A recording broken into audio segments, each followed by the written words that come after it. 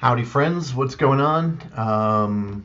Yeah, I made a video a little while ago about some sort of initial applications of ChatGPT for teachers.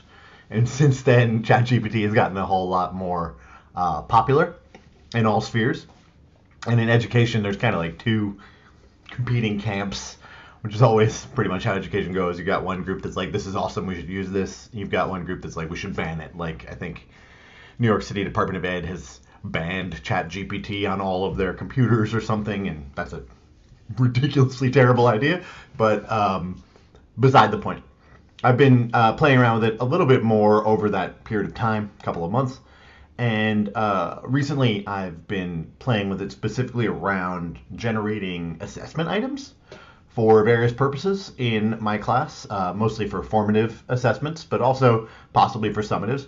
And I just want to kind of show some of the examples that I've used in the hope that teachers can find utility from these, right? So for instance, what we have here are 5 multiple choice questions about protein structure and function. Okay, I mean, they're pretty straightforward. I didn't like the language on these, so then I asked them to revise it for a general level high school biology class. So we got some of those, and then I'm asking about enzyme structure and function, and then cell division. Like, I'm giving it topics, right? It's giving me those questions. And these questions aren't particularly high level. And some of them, to be clear, like some of them need a revision, pretty substantial revision actually.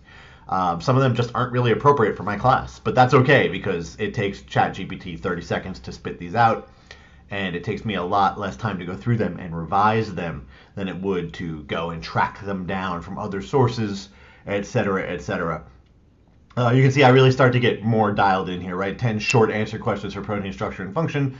So I want, 10 of these questions, but notice, right, focus your questions around specific science and engineering practices or specific cross-cutting concepts from the next generation science standards. And of course, make sure they're appropriate for a general level high school biology class.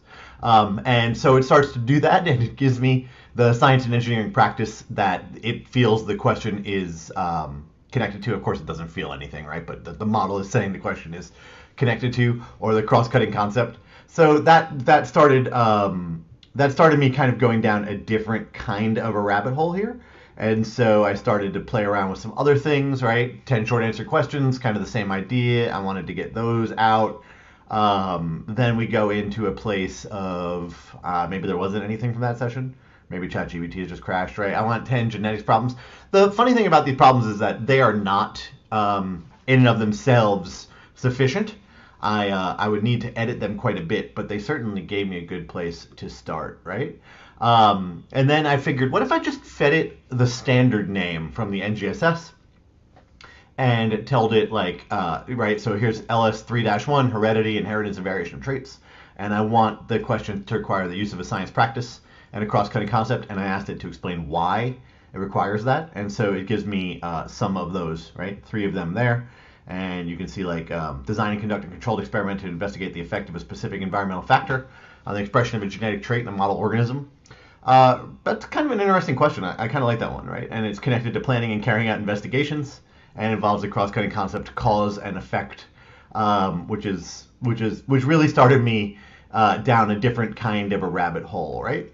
So I have a beloved colleague who, when I shared this with my department, he said, it's great, but it still can't do diagrams, right? And I thought, yeah, it really can't do diagrams. And then I realized that what it can do is it can do tables. And so then I realized that maybe I could ask it to do things with tables so that I could make some of my own diagrams. So like this is a prompt about traits of pea plants and their offspring. And I think this is kind of a garbage prompt. Like, I'm not going to lie. You can see I actually had it revise it once. I would probably go in and clean it up even more. But you can see that ChatGPT does give you tables. Yeah? And so then I was like, okay, you know what? Give me a table of data that I can then put into a program like Google Sheets and make a graph that I want to use. And so I just kind of fooling around a little bit. I made it a little bit broader, and it gave me these foxes and rabbits.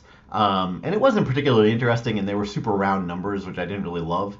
So then I was like, can you do it again, but maybe run it for 20 years? And can you, and it does that again, but again, it's by fives, which isn't super helpful for me. I want a little bit more noise in my data. So I said, could you put some more noise in the data?